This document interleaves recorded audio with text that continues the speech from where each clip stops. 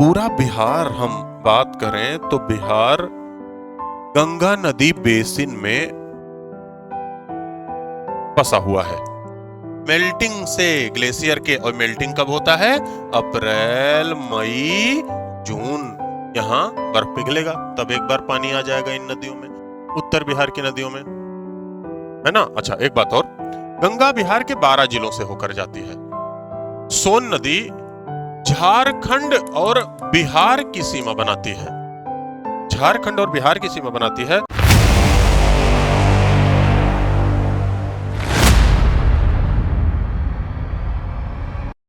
आप सभी को नमस्कार, गुड मॉर्निंग, सुप्रभात, आपका दिन शुभ हो।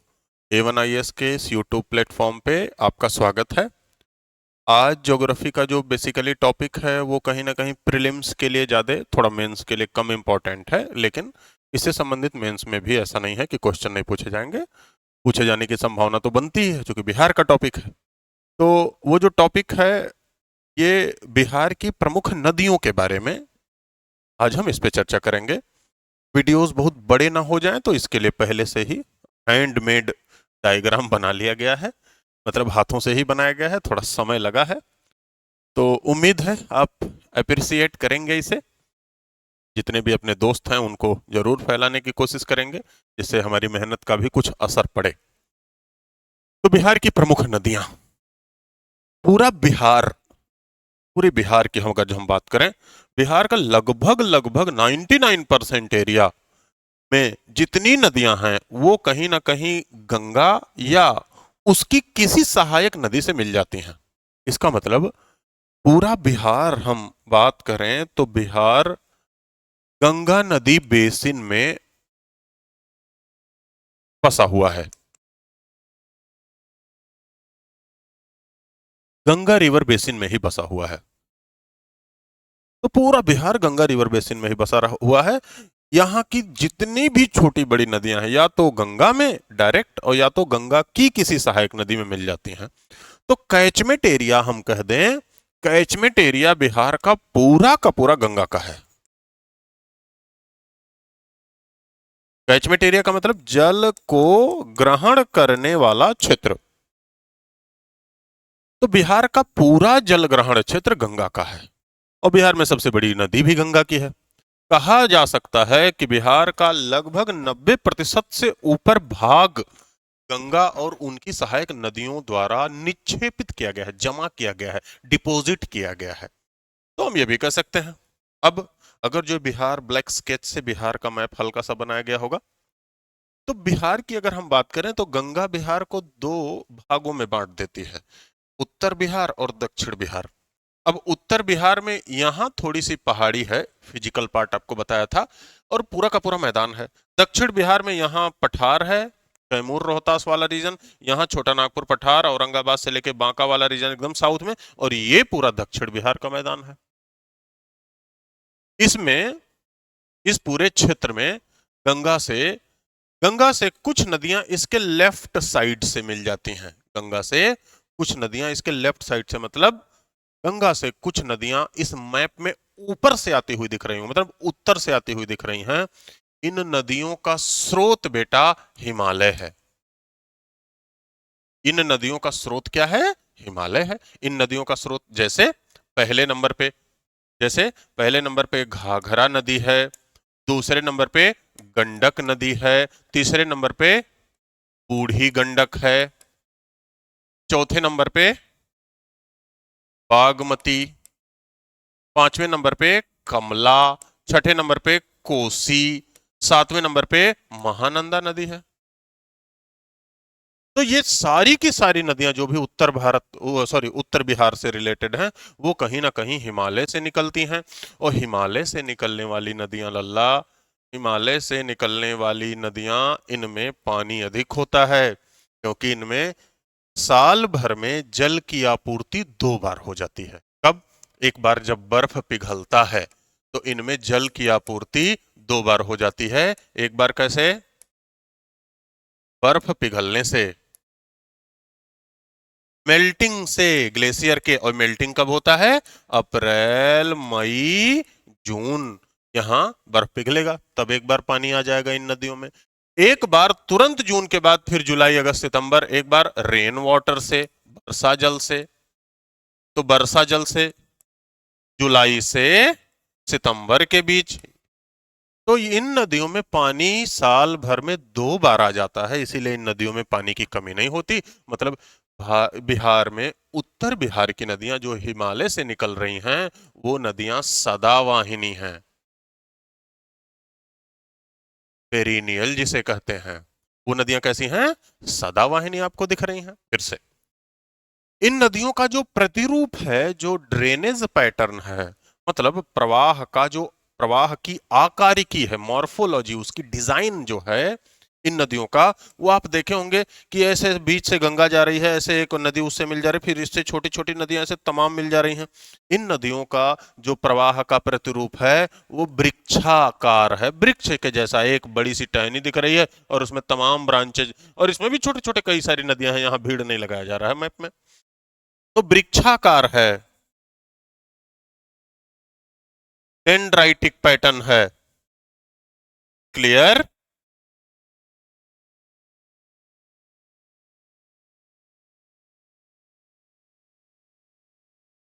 ठीक है।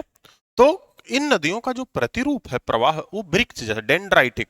कहीं कहीं ये नदियां पैरेलल भी फ्लो करती हैं, जैसे ध्यान दो, गंडक, बूढ़ी गंडक पैरेलल फ्लो कर रही हैं, बूढ़ी गंडक बागमती कुछ दूर पैरेलल फ्लो कर रही है। तो इन नदियों का प्रवाह का प्रतिरूप पैरेलल भी है, समानांतर भी है और डेंड्राइटिक है। फिर ध्यान दो, ऐसे ही साउथ बिहार की नदी, दक्षिण बिहार की नदियां, इसका मतलब मैप में नीचे से जाने वाली नदियां, मैप में नीचे से, रियल में नीचे से नदी नहीं जाती, मैप में नीचे से जाने वाली नदियां, मतलब दक्षिण से जाने वाली नदियां। इनके उद्गम का स्रोत छोटा नागपुर पठार है।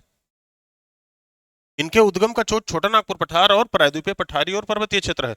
इन प्रायद्वीपीय पठारी और पर्वतीय क्षेत्र पे केवल वर्षा जल से यहाँ जलापूर्ति होती है, इनमें नदियों में पानी कम होता है। तो उत्तर बिहार की नदियां सदावाहिनी, जबकि दक्षिण बिहार की नदियां वर्षा जल पर आधारित मौसमी नदियां हैं। उत्तर बिहार की नदियों में जलोढ़ मृदा, दक्षिण बिहार की नदियों में पठारी लाल मृदा, पठारों को काट कर लाती है। उत्तर बिहार की नदियों में डेंस डेंड्राइटिक सिस्टम है, दक्षिण बिहार की नदियों में पैरेलल सिस्टम, रेक्टेंगुलर, आयत जैसा बना लेती है, बीच में आयताकार प्रवाह है, और आयताकार या समानांतर प्रवाह है। वृक्षाकार प्रवाह यहां नहीं दिखेगा। तो ये तो थोड़ा सा सामान्य परिचय हो गया इसमें। दक्षिण बिहार की नदियों में यहां पहले नंबर पर कर्मनाशा, यहां सोन, यहां पुनपुन, यहां फाल्गु, यहां क्यूल, यहां अजय, ये नदियां। तो कर्मनाशा, सोन, पुनपुन, फाल्गु, क्यूल, अजय, घाघरा, गंडक, बूढ़ी गंडक, बागमती, कमला, कोसी, महानंदा, ये नदियां। और बीच में गंगा तो है ही, गंगा ऐसे है ही। तो चलिए एक एक करके हम नदियों के बारे में जानते हैं। चलिए गंगा नदी के बारे में पहले जान लेते हैं। गंगा नदी बिहार को बेसिकली 2 भागों में विभाजित कर देती है। गंगा नदी बिहार में 445 किलोमीटर की यात्रा करती है और सबसे अधिक इसका क्षेत्र पटना में है, 95 किलोमीटर। सबसे अधिक इसका क्षेत्र पटना में है। ऐसे गंगा नदी का ओवरऑल सबसे अधिक क्षेत्र उत्तर प्रदेश में मिलता है। तो गंगा नदी 445 किलोमीटर इन बिहार, 95 किलोमीटर पटना, इसमें हो गया। ठीक है, 2 भागों में बांट दे रही है, 2 भागों में बांट दे रही है गंगा नदी।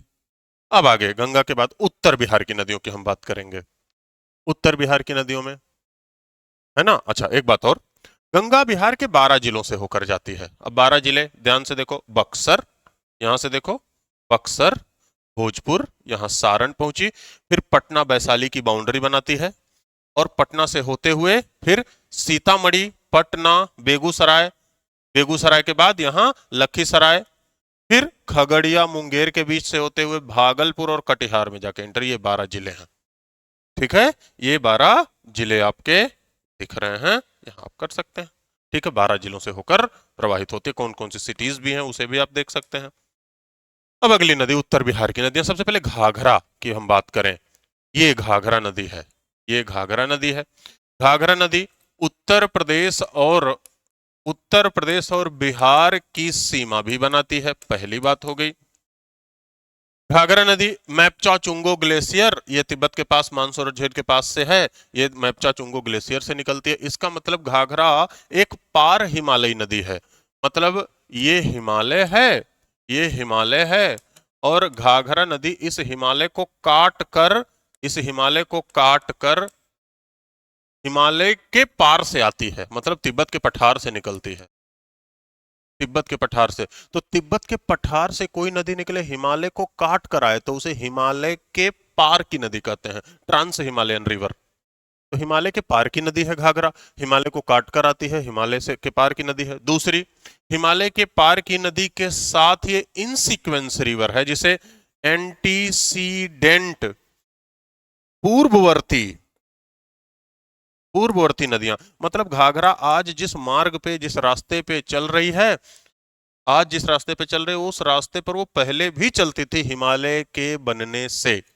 हिमालय जब नहीं था तब भी उस रास्ते पे चलती थी, मतलब घाघरा के बीच में हिमालय जब आया तो हिमालय को उसने काटना शुरू किया, हिमालय उतने दूर बना ही नहीं। तो ये घाघरा नदी, इस घाघरा नदी को ध्यान देना, इस घाघरा नदी को बेटा, इसी घाघरा नदी को उत्तराखंड और नेपाल की बाउंड्री पे काली कहते हैं। इसी घाघरा नदी को, इसी घाघरा नदी को अयोध्या के पास सरयू कहते हैं,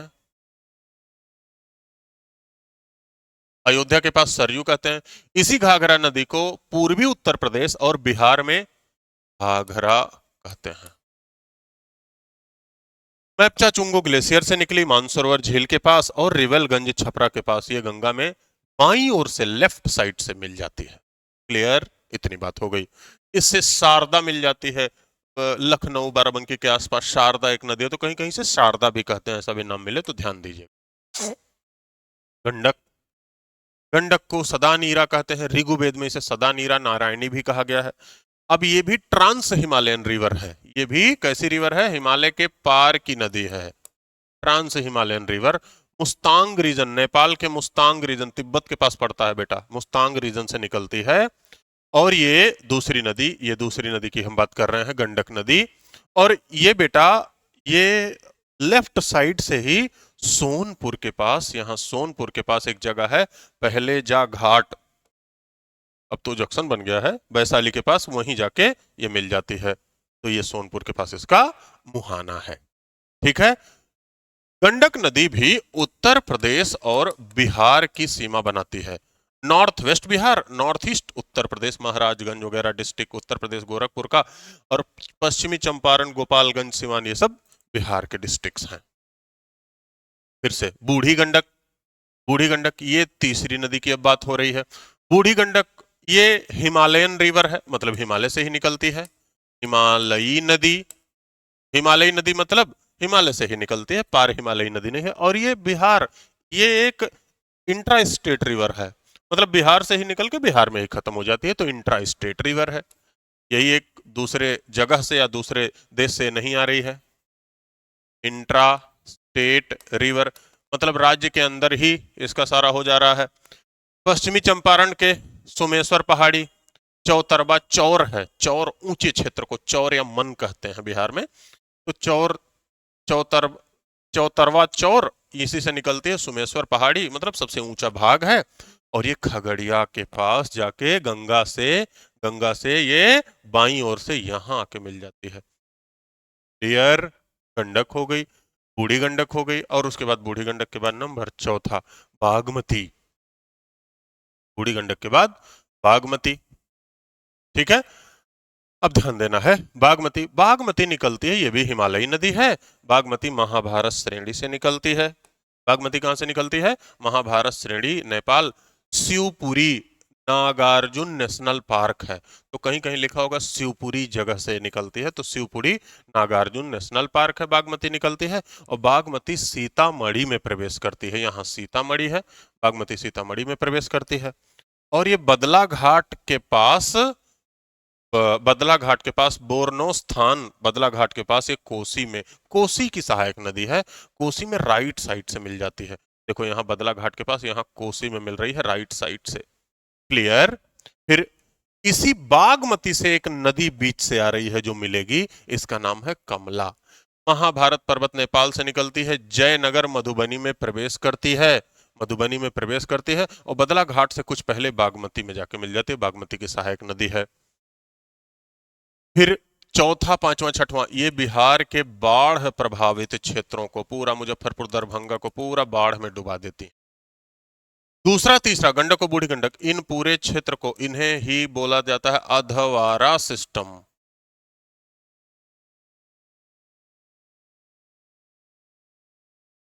अधवारा प्रणाली, ठीक है, अधवारा सिस्टम। कोसी, कोसी कोई एक नदी नहीं है, कोसी कई नदियों का संयुक्त प्रवाह है।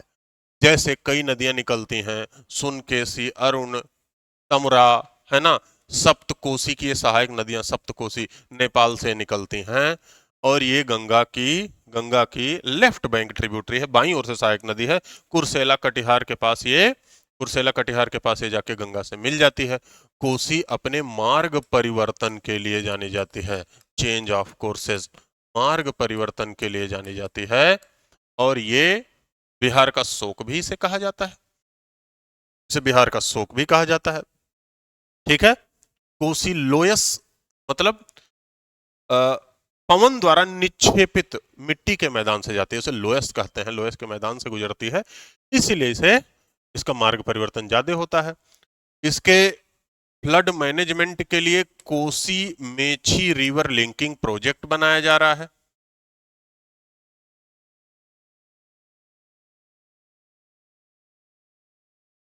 कोसी मेची नदी जोड़ परियोजना बनाया जा रहा है, सरकार इस पर आप देखेंगे बजट में हर साल खर्च करती है, ठीक है। कोसी हो गया। नंबर 7वां, महानंदा। अब महानंदा, महानंदा दार्जिलिंग पश्चिम बंगाल से निकलती है, दार्जिलिंग पश्चिम बंगाल से निकलकर ये पश्चिम बंगाल और सिक्किम की सीमा बनाती है, पहली बात हो गई।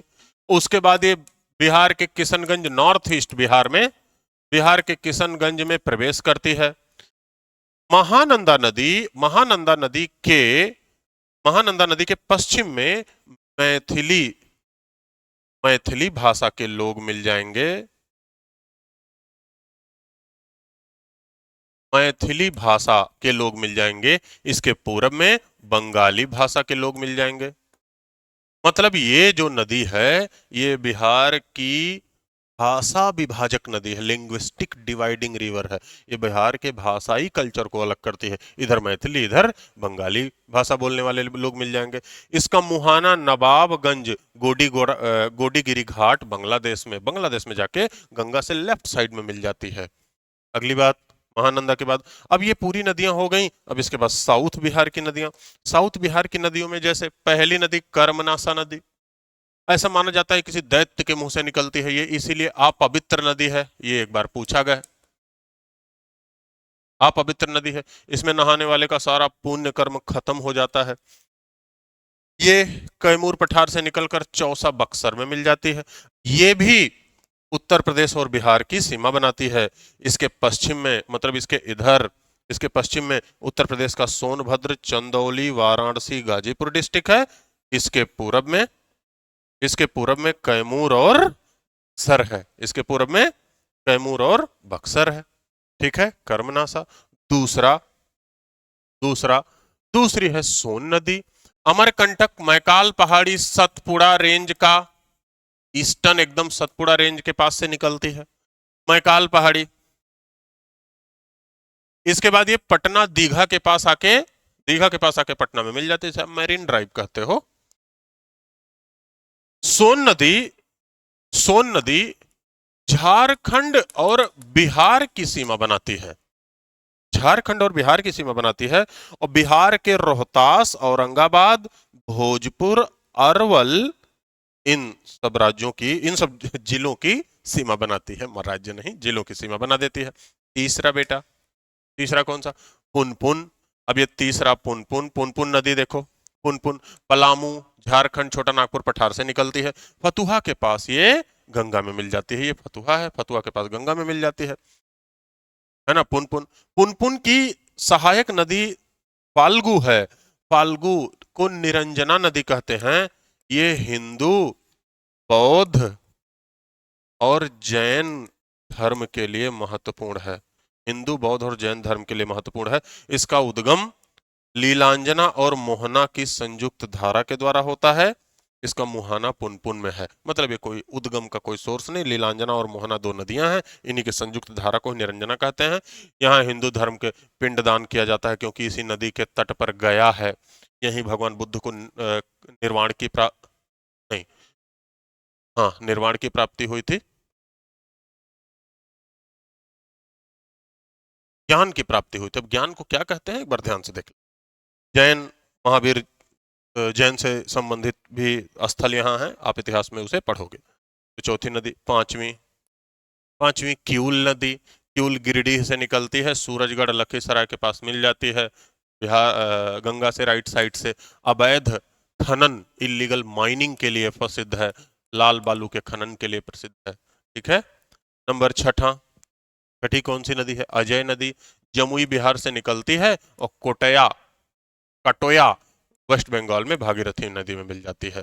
इसका मतलब पश्चिम बंगाल में फरक्का के बाद वाले क्षेत्र को गंगा नदी का ही नाम यहाँ भी क्या हो जाता है? भागीरथी। आपने देखा होगा बक्सर की लड़ाई भागीरथी से नदी से संबंधित आपको बताया गया होगा। ठीक है। तो ये उत्तर बिहार और दक्षिण बिहार की प्रमुख नदियां हो गई। फिर इसके बाद हम अगले टॉपिक से फिर आपके सामने उपस्थित होंगे। Thank you.